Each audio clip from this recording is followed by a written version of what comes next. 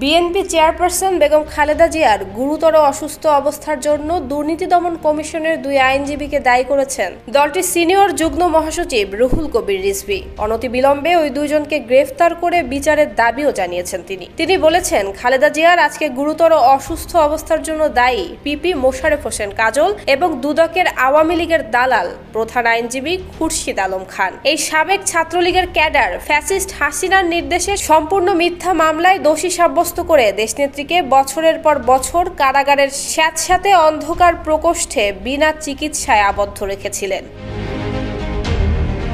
রুহুল কবির রিজভী আরো বলেন, 111-এর ধারাবাহিক এক্সটেনশন অবৈধ আওয়ামী লীগ সরকারের গত 16 বছরে শেখ হাসিনার নির্দেশনা মতে খালেদা জিয়া, তারেক রহমান এবং বিএনপি নেতাদের নামে বহু কাল্পনিক মামলা আবিষ্কার করে তাতে গণভবনের রায় পাঠ করে সাজা দেয়া হয়েছে। কাজল এবং খুরশিদরা বেগম খালেদা জিয়াকে ক্যাঙ্গারু আদালতে প্রকাশ্যে অপমানজনক কথা বলতো, হুমকি দিত।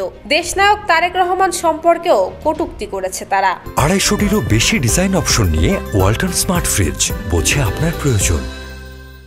অভিযোগ করে রিজভী বলেন, কাজল, খুরশিদ দুর্বৃত্ত চক্র তারেক রহমানকেও মিথ্যা মামলায় ফাঁসিয়ে ফরমাইশি সাজা দিয়েছে। এই দুর্বৃত্ত চক্র বিএনপি সহ বিরোধী দলমতের বহু মানুষের জীবন তছনছ করে দিয়েছে। দুদকের মতো একটি রাষ্ট্রীয় প্রতিষ্ঠান হাসিনা, কাজল, খুরশিদ গ্যাংয়ের মতো ছাত্রলীগের ক্যাডারদের দিয়ে সম্পূর্ণভাবে লীগের প্রতিষ্ঠানে পরিণত করেছিলেন। মোশারেফ হোসেন কাজল ছিলেন 1975 সাল থেকে 1981 সাল পর্যন্ত মিরপুর থানা ছাত্রলীগের সাধারণ সম্পাদক।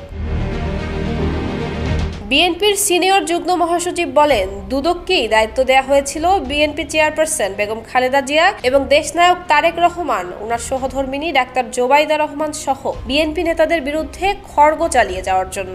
111 থেকেই এই দুদকে বিএনপির উপর নির্দয় নিপীড়নের যন্ত্র হিসেবে সরকারি কৌশলী মোশারেফ হোসেন কাজল এবং খুরশিদ আলম খান সহ আইন অঙ্গনের মাফিয়াদের লেলিয়ে দেয়া হয়েছিল। সেই মাফিয়ারা এখনো আদালত প্রাঙ্গণে দাপিয়ে বেড়াচ্ছে। স্বাধীনতা, সার্বভৌমত্ব, বহুদলীয় গণতন্ত্র, উন্নয়ন সমৃদ্ধির ধারক এবং বাহক জিয়া পরিবারকে বাকরুদ্ধ করা, হেয় প্রতিপন্ন এবং বিতর্কিত করার অপচেষ্টায় বেগম খালেদা জিয়া, তারেক রহমান এবং ডক্টর জোবাইদা রহমানের বিরুদ্ধে ষড়যন্ত্রমূলক মিথ্যা মামলায় প্রতিহিংসামূলক ফরমাইশি সাজার কারিগর দুদকের এই কাজল এবং খুরশিদ গ্যাং।